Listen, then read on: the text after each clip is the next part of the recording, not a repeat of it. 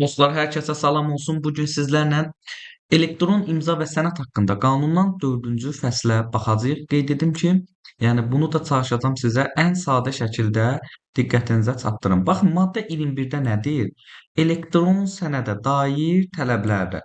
Gəlin görək, elektron sənədə dair hansı tələblər var? Baxın, bizim 3 dənə, daha doğrusu burada 4 dənə tələbimiz var. Bunlar hansılardır? Məsələn, burada deyir ki, texniki və proqram vasitələrinin köməyi ilə yaradılmalıdır, saxlanılmalıdır, emal edilməlidir, ötürülməli, qəbul edilməlidir. Yəni siz elə bir sənəd yaradırsınız ki, elektron şəkildə, yəni bu zaten bu kompüter proqram vasitəsilə yaradılır, belə deyim. Və burada söhbət sadəcə kağızın şəkli deyil, bunun belə deyək də elektron formada işlənilə bilən formatda olmalıdır. Yəni bu göndərilə bilməlidir, saxlanıla bilməlidir daşıyıcıda və s. Keçək digərinə və burada qeyd olunur ki, qanunun 22-ci maddəsində müəyyən edilmiş struktura malik olmalıdır. Söhbət hansından gedir? Yəni o quruluşdan olur ki, elektron imza, elektron sənəd burada olacaq ümumi və xüsusi hissələrə bölünəcək. Söhbət burada ondan gedir. Üçüncü hissədə dəqiqləşdirməyə imkan verən rekvizitlərə malik olmalıdır. Yəni sənədin kimə aid olduğu, nə vaxt yaradıldığı və yaxud da həqiqiliyini sübut edən dəqiqləşdirmə məlumatları olmalıdır. Tutalım elektron imza olmalıdır, vaxt göstəricisi olmalıdır və s. Və digərinə baxırıq. Dördüncü hissədə texniki və proqram vasitələrinin köməyi ilə əyani qavranılan vizual şəkildə təqdim olunmalıdır. Yəni belə deyim, gözlə görünə bilən olmalıdır, oxunan olmalıdır. Baxın, bunun özü də bir sənəddir də. Siz də görürsünüz bu elektron sənədi oxuya bilirsiniz, gözlə görə bilirsiniz. Yəni anlaşılandır. Daha sonra keçək digərinə. Burada deyir ki, elektron sənədin identikləşdirilməsi, həqiqiliyinin müəyyənləşdirilməsi üçün zəruri olan rekvizitlərin sayı Azərbaycan Respublikasının qanunvericiliyinə uyğun olaraq müəyyən edilir. Uşaqlar, burada sizi çaşdıra bilərlər testlərdə.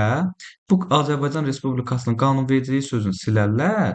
Bunun üzərinə xətt çəkərlər. Yazarlar ki, müvafiq icra hakimiyyəti müəyyən etdiyi qaydada və s. Yadınızda saxlayın ki, Azərbaycan Respublikasının qanunvericiliyinə uyğun olaraq belə deyim müəyyən edilir. İndi burada yuxarıda demişdik ki, elektron sənəd o tələblərə cavab verir ki, qanunun 22-ci maddəsində olan şərtlərə və də o quruluşa malik olmalıdır. Görək hansı quruluşdur? Elektron sənədin iki quruluşu olur. Bunun biri ümumidir, biri də xüsusi hissədən ibarətdir.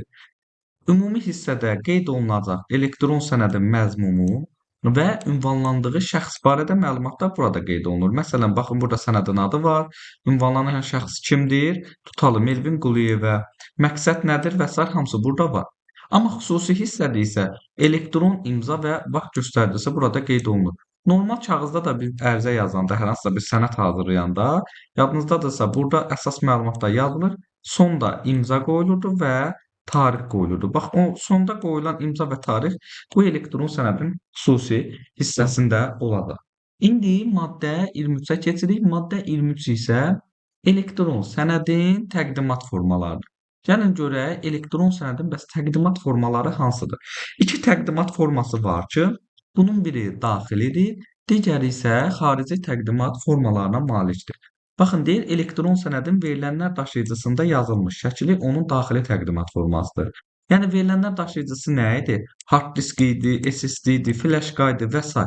Yəni, o daşıyıcıda yazılmış şəkil olur daxili təqdimat forması.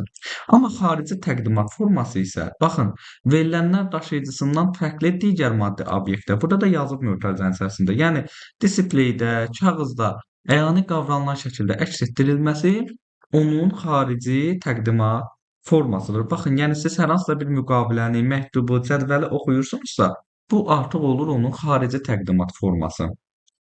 Bax belə. Yəni buna nümunə də deyim. Məsələn, təsəvvür eləyin ki, əlinizdə bir hər hansısa Word sənədiniz var.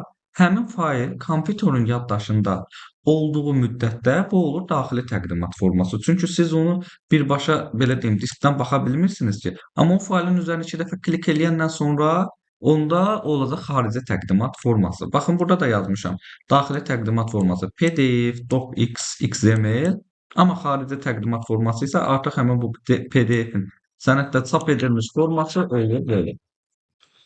Baxın, biz burada xarici təqdimat formasından biz artıq danışdıq. Yəni dedik ki, sənədin kağızda çap edilmiş və yaxud verilənlər daşıyıcısından fərqli obyektlərdə qavranılan şəkildə olan versiyası olur xarici təqdimat forması. Yəni bunu da yadınızda saxlayın. Məsələn, PDF-dirsə bu sənəd. Bu PowerPoint-dir ya bu PDF-dir hal-hazırda mənim sizə göstərdiyim sənəd. Mən bunu artıq açmışam. Siz bunu əyani qavranılan şəkildə vizual olaraq gördüyünüz üçün bu olur bunun xarici təqdimat forması. Gəlin baxaq biz maddə 24 elektron sənədin əslinə. Baxın deyir ki, elektron sənədin əsli yalnız və yalnız daxili təqdimat formasında ola bilər. Bu belə. Yəni ekranda gördüyümüz və yaxud çap etdiyimiz görüntü isə onun xarici forması idi. Yenə təkrar eləyirik. İndi burada 24.2-də qeyd olunur ki, elektron sənədin daxili təqdimat formasında, baxın, hansı daxili təqdimat formasında bir-biri ilə eyni olan bütün nüsxələri əsl hesab edilir və bərabər hüquqi qüvvəyə malikdir. Yəni kağız sənəddən fərqli olaraq elektron sənədin kopyaları, məsələn, bir qovluqdan digərinə köçürülmüş fail. Bunlar arasında birincilik söhbəti yoxdur. Yəni eyni məlumatı daşıyan bütün rəqəmsal nüsxələr əsl hesab olunur və hamısı eyni hüquqi, belə deyim, gücə malikdir. 24.3-ə baxırıq. Burada qeyd olunur ki, elektron sənədin surəti ola bilməz. Amma niyə bunu belə deyirlər? Çünki hər bir kopya texniki cəhətdən elə orijinalın tam eynisidir. Yəni bu bit-byte səviyyəsindən burada söhbət gedir. Yəni çox da dərinə getməyə ehtiyac yoxdur. Maddə 24.4-də yəni deyir ki, bunun deməkdə nədir məqsəd? Deyir, əgər belə deyək də, siz eyni sənədi həm kağızda imzalayıb, həm də elektron imza ilə təsdiqləmisinizsə, bunların hər biri müstəqil sənəd sayılır. Yəni bu halda kağızdakı sənəd elektron olanın surəti deyil, özü özlüyündə tam hüquqi sənəd. Bax bu da belə uşaqlar. Baxın, kağızda yazılıb, şirkətlər arasında yazılı müqavilə, eyni sazişin PDF variantı, docx variantı da olur ayrıca sənəd. Yəni ikisi də ayrı-ayrı sənəddir, bir-birinin kopyası deyil. Bunu yadınızda saxlayırsınız. Daha sonra keçirik maddə 25-ə elektron sənədin surəti. Baxın, elektron sənədin surəti deyiriksə, onun kağız daşıyıcıda əks edilmiş xarici təqdimat formasının Azərbaycan Respublikasının qanunvericiliyində müəyyən olunmuş qaydada təsdiq edilməsi ilə hazırlanır. Yəni demək istəyir ki, elektron sənədin surəti kağızda çap olunmuş formadadır və bunun da hüquqi qüvvədə olması üçün, hüquqi gücə malik olması üçün qanunla müəyyən edilmiş qaydada təsdiqlənməlidir. Notariusda olmalıdır, səlahiyyətli şəxs tərəfindən və s. 25.2-yə baxaq və burada qeyd olunur ki, 25.2-də sənədin kağız nüsxəsi üzərində mütləq şəkildə yazılmalıdır ki, elektron sənədin surətidir bu. Bax, bunu yadınızda saxlayın.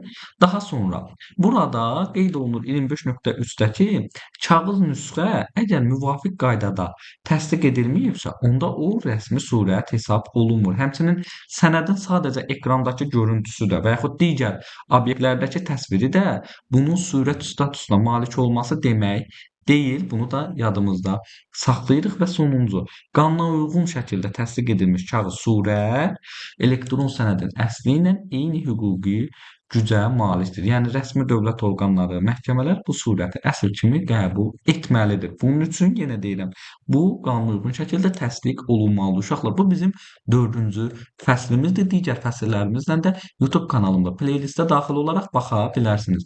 İzlədiyiniz üçün hər birinizə təşəkkür edirəm. Sağ olun.